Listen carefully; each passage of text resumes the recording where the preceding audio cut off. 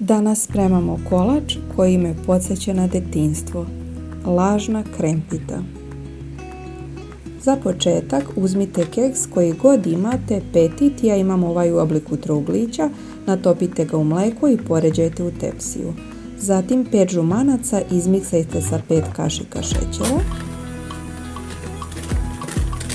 Nakon što izmiksate smesu, dodajte 50 g brašna, a zatim opet izmiksajte kako bi se sastojci sjedinili. Sve ćemo preručiti u 500 ml hladnog mlijeka, izmiksat ćemo, a zatim ćemo smesu odnijeti na šporet da se lagano kuva. Skuvajte fil i ostavite ga sa strane, koristit ćemo ga odmah vrućeg. Potom ćemo izmiksati 5 belanaca. Nakon što dobijemo sneg, dodat ćemo 2 vanilin šećera i mutit ćemo dok ne dobijemo čvrst sneg.